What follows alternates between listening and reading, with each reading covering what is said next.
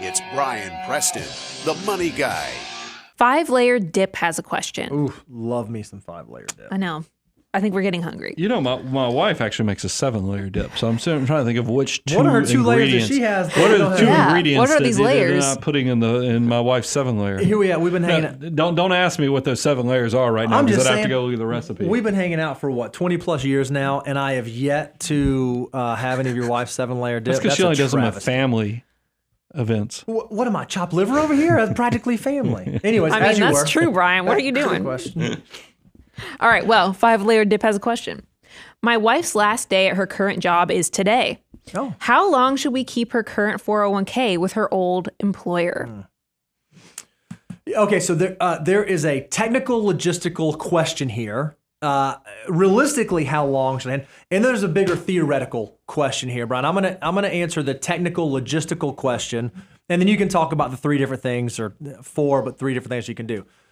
Realistically, we see this all the time. People say, "Okay, I'm leaving my employer.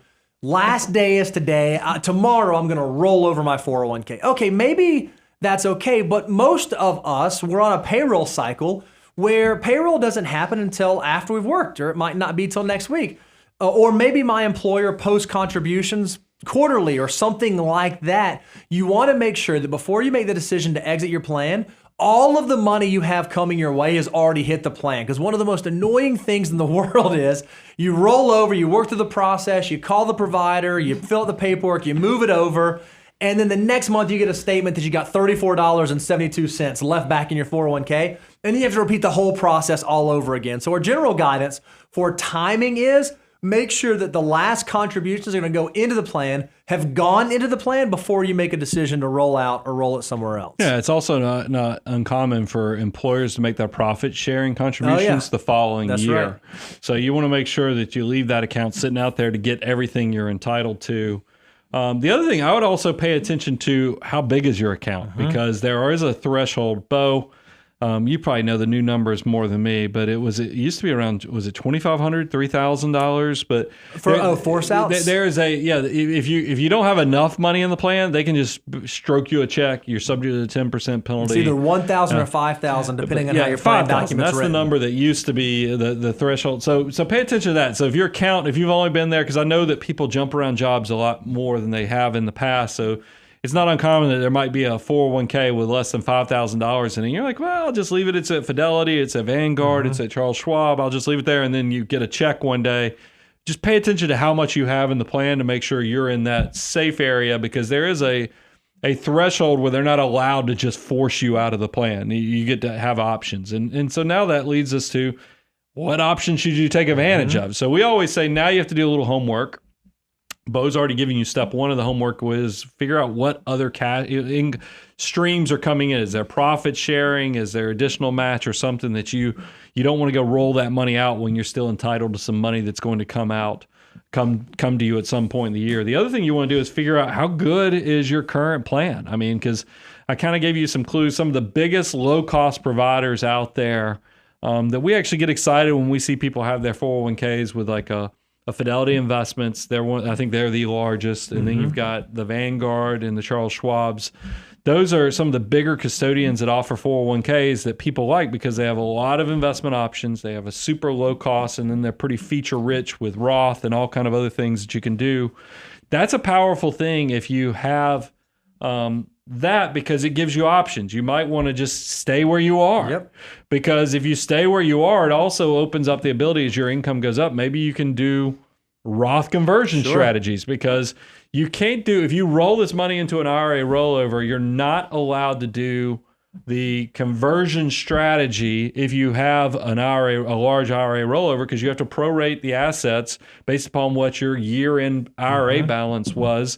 So it will blow up that ability to do conversion. So that's what you're thinking about. Now, maybe your plan, because we've had conversations recently where a very large plan was basically being kept there because it was the golf buddy of the person who started the company. Yep. And it was, it came to us after it had some changes, but the plan from what we heard was pretty bad because it wasn't determined off of how good the investments, how good the cost structure was. It was based upon how strong that relationship was. So maybe you're in a plan that's not a good 401k. That is going to, yes, you'd love to be able to do Roth conversions if that was even necessary. But because the plan is so expensive, so doesn't have good features in it, you know, in the investments, you don't even have index funds in there or any diversification. That might be a case where you do want to do option 2, which is roll the money into an IRA rollover, because at least with an IRA rollover, you control the custodian and you can go back to one of those low cost providers that are going to have lots of investment choices, low cost, no commissions. That's something to consider. And then option 3 is maybe your new employer is got a really good 401k. Maybe now you're going from Golf Buddy 401k to new company has Fidelity, Vanguard, or Charles Schwab, feature rich. And you're like, well, heck, I'll just roll it over to them. It really depends upon your situation. And that's why don't just set it and forget it. You actually need to take an active role in reviewing your options, seeing how this fits into your plans, because maybe you're also part of the FIRE movement. Maybe you want to retire at 55 years of age.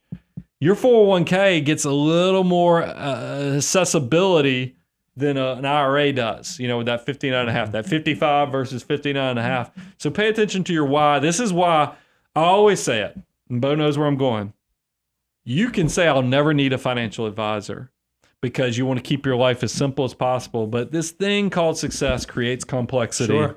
And that's why I know it doesn't matter what happens in the world, there will always be a need for us, because we help people try to figure out how you navigate these things and avoid the blind spots or the unintended consequences. This might be one of those things where you have to figure out, you know, do we take the relationship to the next level? A 5-layer dip. Notice the one option he did not say was to cash it out. Oh, and yeah. far too many people that. do that, and it drives us nuts. Just because you leave an employer and you can cash it out means you're going to pay ordinary income tax on it if it's pre-tax. And if you're under 59.5, you're going to pay a penalty on that. So don't cash out your retirement plans. We see far too many people make that mistake and say, oh, it's only $5,000. Oh, it's only $8,000.